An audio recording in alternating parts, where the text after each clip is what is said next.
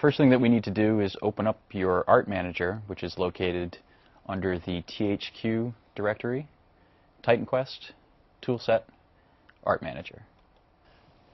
What we need to do here is set up the directory structure within the Art Manager so that the TQ game knows where to look when you want to play your game. So you go to the mod directory, you expand that, and you click on New, and you'll be prompted for a name, and then you can name it whatever you want. I'm just going to name this Tutorial. Click OK. You'll notice that the directory structure has actually changed to reflect your name change.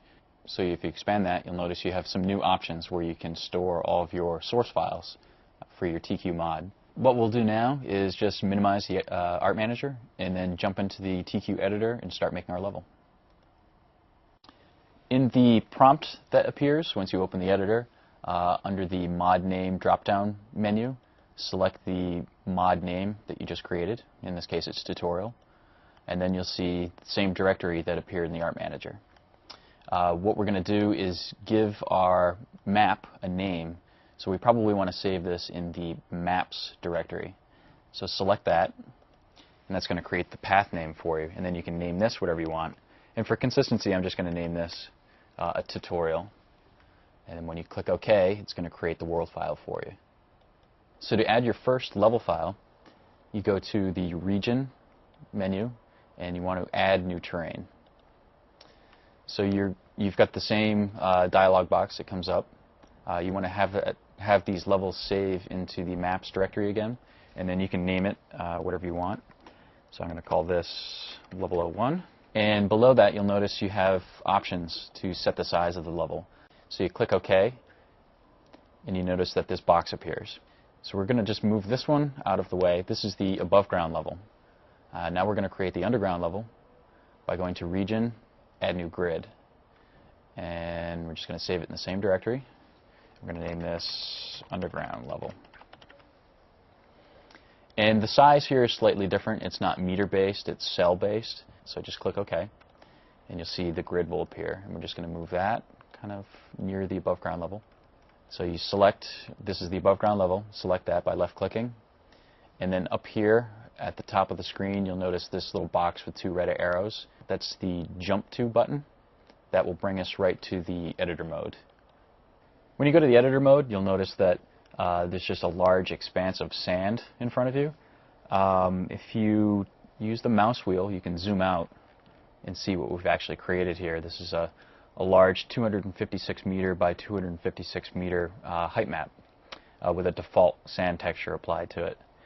If you want to navigate this view, it's just like the layout mode. If you hold the right mouse button, you can kind of drag the world around like that.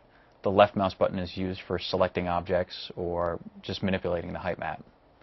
If you ever want to return to the default height and orientation of the editor mode for the camera, just go up to the default height button and click that, and default camera orientation is right next to that. So the first thing that usually we do is create a very rough level boundary. We do that with the Plateau Tool. So if you select the Plateau Tool, you'll notice that this new cursor comes up. There's a shortcut key that we can use to decrease the size of the cursor, and that's the bracket keys. So by left-clicking, we can actually start to modify this height map.